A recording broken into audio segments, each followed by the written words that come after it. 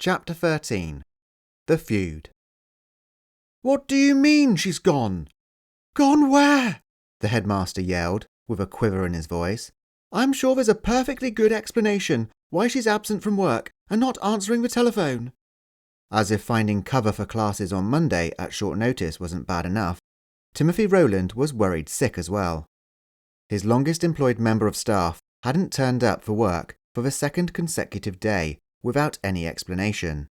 Worried that tragedy had befallen the soon-to-be retired art teacher, he reported his concerns to the police and was awaiting a visit to inform him of their findings. Sitting at his office desk, he nervously watched the clock as the second hand ticked slowly around. As he leaned out of the window to view the staff car park, expecting to see the police car at any moment, he rapped his knuckles anxiously on the solid wooden desktop. A gruff, condescending voice unhelpfully suggested, "Maybe she's just running a little late." Gary Tyler stood between the door and the potted ficus plant. "Do you know what that insolent child Toby Williams asked me?" Now sounding thoroughly annoyed. "What's the difference between decoupage and collage? I'm telling you now, I'm not covering another one of those pointless, pretentious lessons." Eagerly awaiting the news that would sound certain doom for Mr. Rowland's career, the pair of them stood in awkward silence, and they both jumped a little when a deafening knock struck the door of the office. Taking off his hat as he entered the compact room, he greeted the two men and introduced himself as Detective Constable Benjamin Kingsley. With dark hair and a receding hairline, the man was in his late 30s, was pointed to one of the two spare chairs, and he took a seat. Not wanting to miss any of the action, the PE teacher took a seat in the other chair, uninvited. "Well, it's not good news, I'm afraid," the officer informed him. Fearing the worst, Mr. Rowland gasped. "Good heavens! She's not dead, is she?" No, Benjamin Kingsley assured. "We paid Miss Cockleton's house a visit yesterday. It looks as though your teacher has up and left. It appears she did it all in rather a hurry." A menacing roar of laughter bellowed from the Rottweiler's mouth as the police detective turned to face Mr. Tyler, inquiring if he had made some sort of joke.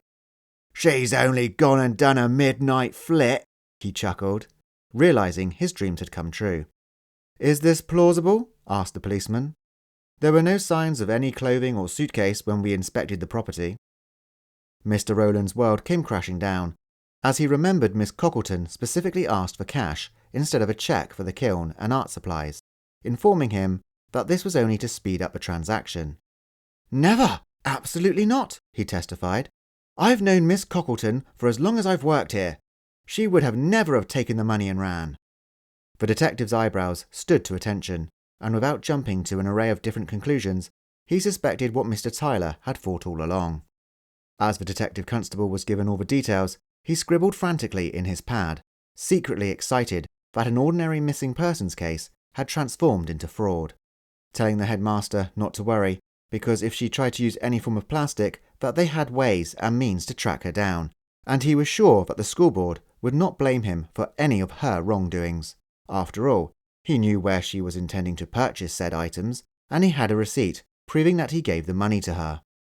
Mr. Rowland's complexion grew paler as beads of sweat ran down his face.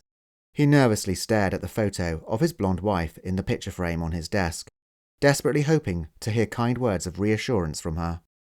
"But she showed me a picture of the kiln," he said in his own defence. Detective Constable Kingsley exhaled deeply, leant back in his chair, shaking his head. Oh dear.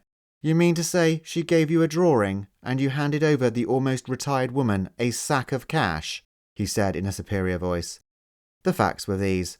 A woman had supposedly disappeared with a large amount of money. There was no real evidence of any wrongdoing, unless they could locate and question Miss Cockleton about the stolen funds. If she had fled the country, the chances of getting to the truth were very slim.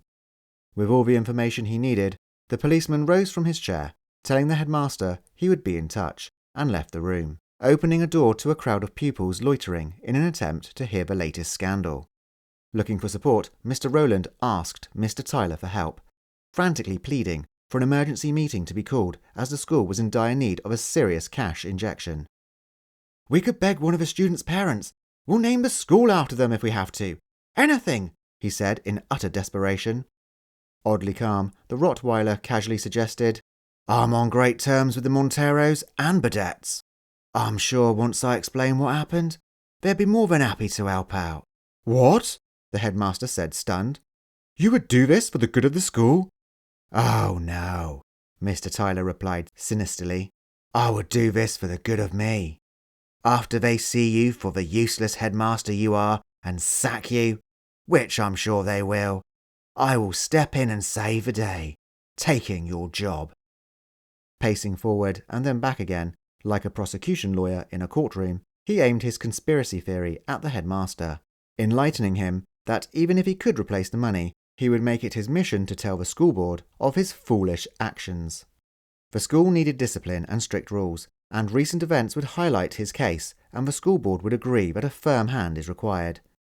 You know as well as I do how trusted Tilly was, the headmaster snapped back. The Rottweiler's eyes bulged with delight. Oh, it's Tilly now, is it? I didn't know how close you two were. Maybe I should just do my civic duty and inform the detective constable of this knowledge. A suspicious mind might even think you were in it together. Admiring the surroundings, I've always liked this office. My desk would look good in here, he admitted. You see, as a keen strategist, I know how to find my enemy's weakness. Soon to be ex-headmaster, the chink in your armour is your overwhelming sense of trust. I just had to be patient and wait for you to shoot yourself in the foot. And it only took 7 months. As he left, he swung open the door in front of the congregated eavesdroppers and announced, smiling, which was very rare for him, I'm really looking forward to the meeting. And he gave a little wave as the self-closing door shut with a bang. Bursting with applause, Solomon Badette was clapping with his shovel-like hands. Well played, Miss C, he laughed. I bet she's in Vegas or Monte Carlo at the roulette wheel yelling, Mama needs a new cat basket. I don't think so, Hunter contradicted his best friend. It makes no sense. She was happy here. The reason there were no suitcases is because they're in the art cupboard. I should know. I've got a bad back to prove it. Solomon patted him on the shoulder. She tricked you, mate. She had us all fooled. Even the teachers. Hunter refused to accept the popular theory. No, I could tell she wasn't lying. If she disappeared, it was because she had no choice in the matter. Whatever, Solomon said nonchalantly, and he left, not waiting for Hunter to give the order to go. Ever since Monday, when Solomon had informed the entire school, after Christmas, his father was going to be made partner at the law firm, it was clear that this school term would be Solomon's last at Darwin Grammar, and he had begun to step ever so slightly out of Hunter's shadow, making decisions he would normally run past Hunter first. With his father now financially far better off, even the Rottweiler was giving him the same respect and preferential treatment as he bestowed on the Montero twins, and Solomon liked it. He's going to move to London, Mason quietly sang, and did a discreet happy dance, which Chloe also joined in on, and before Blaine could understand what they were doing, the two dancers gave each other a mini high five. It would take Hunter a while to recruit a new subordinate, and no one in school was more intimidating than Solomon. When their celebrations had ended, Mason agreed, I can't believe I'm going to say this, but I think Hunter's right. What happened if she was injured by that thing that attacked Liv and Mrs. Grace? Chloe concurred. She loves her cats. She would never just abandon them. What if the mysterious assailant and the local catnappings are connected? The police aren't taking it seriously enough, and they're not seeing the bigger picture. Then it's settled, Blaine said. We need to conduct our own investigation, starting with her house. The police must have missed something. As the newly formed band of crime fighters made their way to the next lessons, Mason and Hunter accidentally bumped into each other, both making eye contact. Hey, nice face, May. I guess the rematch turned out a little different from last time, and he barged his way past him and bounded up the flight of stairs. Rematch? Chloe asked. More like unfinished business, Mason said. Wanting to know just exactly what had happened between the rivals that had spanned 5 years, Chloe, a little out of normal character, demanded, I told you everything, even my weird and wonderful freaky secret. At best, The least you can do is honestly tell me what happened exactly the day you and Hunter first met. How did this feud really begin?" "Welcome," the American woman said, as Douglas, Helen and Mason McQueen stood on the grand doorstep. "Please make yourself at home." Lola Montero was a very tall, slender lady, with long black hair halfway down her back. She took their coats and then bent down to greet her young guest. "And how old are you, young man?" Lola asked the blonde boy. Mason looked up with his big blue eyes, thinking that the woman was really pretty. "I'm 10.5, he said shyly. "Wonderful," she exclaimed. "My boys are 10 also. They should be playing in the garden. Why don't you go and play with them?" Mason looked to his parents, and they, in turn, looked back, nodding, to signal to him that it was okay. As Lola escorted her guests to the dining room to pour them a drink, she inquired what primary school her son attended, and if they knew what the local grammar school was like. "I do hope your son and my boys will become friends. It would be nice for them to know familiar faces when they start school next week," hoped the twins' mother. "Don't worry about that," Mrs. McQueen boasted. "Mason gets along with everybody." As they entered the main reception area, where the other guests mingled, Helen eyed every room they passed, making sure she got a good look inside. She had always wanted to inspect the most expensive house in the area and see how the other half lived. Hector Montero spotted his wife bringing new additions into the party, excused himself from his current conversation, and made his way over to the McQueens to introduce himself. After emigrating to the south of England from America, the Monteros were thrilled at just how welcoming the local community had been, and decided to throw a welcome to the neighbourhood party to get to know everyone better and help their twin boys make friends. Almost everyone who had received an invitation had accepted, and why wouldn't they? When the newspaper had reported that a retired American football star and an ex-Olympic swimming hopeful had purchased the large property on the east side of town, it was all anybody had talked about for months. Nervously walking through the long passageway, passing door after door, he came to a huge opening. Mason saw what he thought was an empty picture frame, but when got up closer, he was amazed to discover it was a television, and marvelled at just how big it was. Hearing the noise of children, he made his way to the double doors, peering out to locate the origins of the voices.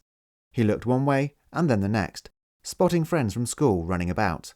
Stepping onto the concrete path, a young girl with bright red hair came sprinting around the corner, crying her eyes out, almost knocking him over. "Chloe?" he called. The upset girl had carried on running, probably seeking her parents that were at the other end of the large house. Careful to avoid anyone else blindly bumping into him, he turned the corner and was met face to face with a boy who looked older than he was, with tan skin and a thick cluster of dark brown hair. "Did you see her?" the boy asked in an adolescent voice. "All I did was scream at her, and she almost wet herself," he giggled. Sticking his arm out to shake his hand, the confident child stated, "Hi, my name's Hunter Montero." Mason was raised to be polite and shook his hand, telling him his name. Emerging from the background, the exact duplicate of the boy standing in front of him jogged over to greet the newcomer, and the identical child was about to speak. "And this is Blaine, my younger brother," Hunter butted in. Mason stood, speechless, that both boys looked so alike. He'd never seen identical twins in real life before. "That's so cool," Mason said, amazed. Yes, we are," Hunter agreed. As Hunter led Mason over to where he and the rest of the kids from the area were playing, Blaine followed at the back, and the three joined the ongoing game of football. "Mason's on my team," Hunter instructed. Soon the pair were passing the ball to each other and scoring countless goals, annihilating Blaine's side. After an hour had passed, Hector invaded the pitch, easily tackling a youngster for possession of the ball, balancing it on the tip of his foot before performing a backwards volley, catching it in his hands. "Okay, kids, who wants cake, jelly and ice cream?" he wondered, knowing what the outcome would be. In an uproar of voices yelling, "Me!" they followed the mountain-like American man through the house like a human centipede, until they arrived in the spacious dining room, rejoining their parents. As the conga line of children approached the table, they were allowed to have anything they liked, and Mason selected a giant piece of cake. He noticed Chloe hiding behind his mother's long flowing green skirt, while spooning in a large helping of strawberry-flavoured jelly. Douglas had abandoned his wife and spent most of his time engaged in conversation with Hector, discussing his family's future renovation plans for the property. Taking him on a personal guided tour, they finished up at the swimming pool, which was only half the size of the current pool and outside, exposed to the elements. Inside, Mason had been told to go and fetch his coat if he wanted to continue playing outside, as it was getting cold. As he passed the elaborate staircase, he saw one of the Montero twins sat on the 5th stair. Taking a 50-50 guess, he said, "I guess I'll see you in school very soon, Hunter." But after he noticed that the boy's posture was slumped and awkward, he corrected, "No, wait. You're Blaine, aren't you? Don't let me forget. Next time, I'm on your team." Pleased that Mason had got his name right, considering people usually only remembered his older brother, he smiled. "Sure thing. Do you want to come over next weekend? My dad should have the pool ready." Mason shook his head wildly and unknowingly yelled, "No!" Blaine looked hurt, as he thought Mason would rather do anything else than visit him again. Mason read the situation and reiterated, "What I mean is, I want to come over, but I can't swim. I hate the water." Blaine was relieved that Mason wanted to be his friend. They began to talk about their favourite things, realising that even though they grew up miles away from each other on different continents, they still had a lot in common. Still puzzled by Mason's absurd admission, Blaine informed his new friend that what he wanted to do most of all was to be a swimmer, just like his mum, and try and win a gold medal. "Well, I guess you'll have to settle for silver," a voice echoed from the back of the hallway, "because the gold is gonna be mine, Flipper." Blaine shyly dipped his head, and Mason responded, noticing that Blaine had clammed up when Hunter had walked in the room. Annoyed that he wasn't involved in his little brother's conversation, he instructed them all that all the remaining guests were outside and his parents were about to make a speech. "So then, Hunter, you must be the better swimmer then," Mason surmised. Hunter was oddly struck for words as they walked to the other end of the house. Mason saw Blaine express a little grin, confirming that Hunter wasn't the fastest, and truthfully said, "Looks like you're going to have to settle for silver then." Hunter looked unimpressed and said asserted, "Then I'll just get better. Watch, see if I don't."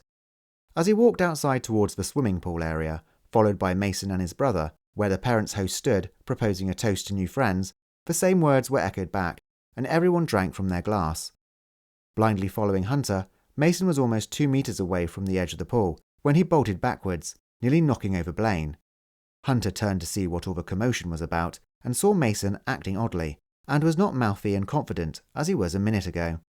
He saw him run to his mum's side and watched as she shielded him from the big expanse of water, while Blaine, understanding his response, steadied himself and did not react. Darkness was descending, and many of the party guests had started to filter out, until only a few remained.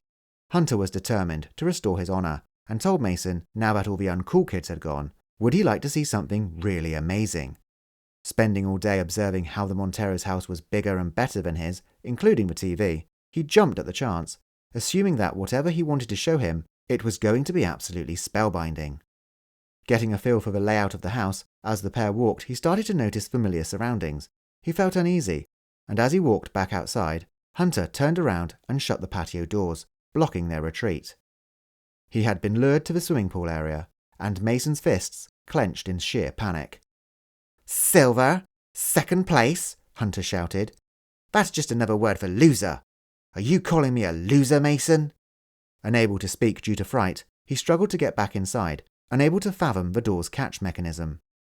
Hunter grabbed him and dragged him close to the deep water, all the while threatening him. "Well then, surely even you can beat a loser like me. Get in the pool." Mason's breathing became more erratic. He gasped for air. "That's right, take a deep breath," Hunter told him as he positioned him close to the edge. Arms flailing, Mason managed to grasp at the very edge of the automatic pool cover with his fingertips and held on tight. Sneering at his pathetic grip, Hunter pulled harder and harder, waiting for Mason's hold to slip and send him plunging to the watery depths. "Don't be such a big girl about it, or we'll have to change your name to May," Hunter joked. Wishing and hoping his grasp could withstand the force of Hunter's pull, his knuckles darkened, turning abnormal shades of dark purple, and he felt the very tips of his fingers dig into the surface, piercing right through the metal. In the distance, the sound of thunderous banging on glass was ringing out as Helen and Lola were trying to lift up the handle and work the locks on the awkward patio door, but the two boys were so consumed in conflict that they took no notice. The screeching sound of ripping steel made Hunter wince and look away as Mason tore off the top of the casing, right in the direction of the furious mothers, instantly halting him, causing him to let go of Mason. As Mason felt solid ground back under both his feet and the aggressive pull stop, he turned to see Hunter's palm facing him, and out of fear and fury, Mason swung his right, blackened fist, aiming at Hunter's face. Crack! There was a noise as he landed a punch to Hunter's jaw, sending him flying to the hard concrete floor. Hunter held the left side of his face, screaming in agony. Hearing the commotion, Blaine appeared and unlocked the door, moving the handle and unclicking a switch in the correct order, allowing it to open. Both mothers ran to their children. Helen pulled Mason away from the edge, and Lola inspected Hunter's face. Helen's face took that reddish tone, just like her hair whenever she was livid.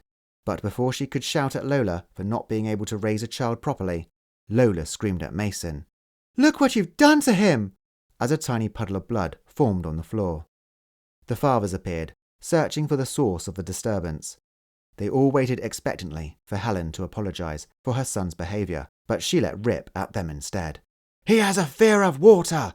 Mason can't swim, and your son could have drowned him!"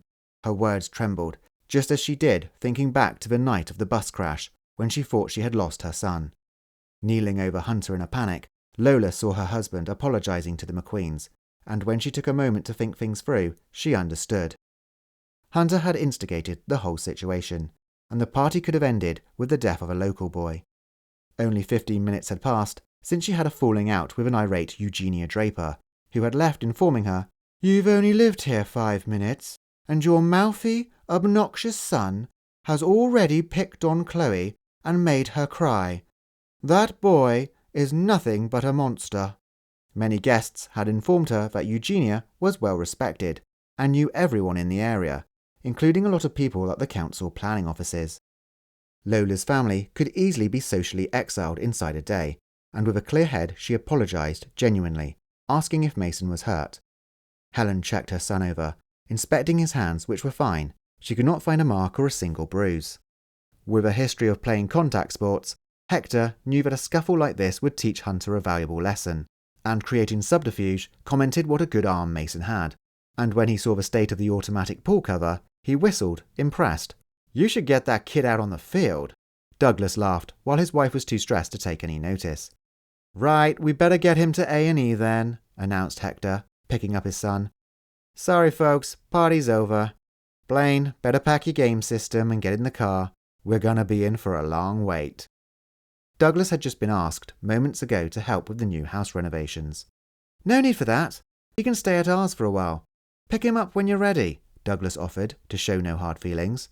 Graciously accepting, Hector cradled Hunter in his arms and made his way to the car to go to hospital. Hunter was peering over his father's arms, giving Mason a look of pure evil. Hunter would later be informed he would find it difficult to talk and painful to eat with a broken jaw, which would take around 4 to 6 weeks to heal. Hunter didn't say or mutter a single word, but looking into his eyes, it was like Mason could read his every thought and hear his voice clearly inside his head. "You made me taste my own blood, turned my parents against me, and now you try and steal my brother. I will never, ever forgive you for this."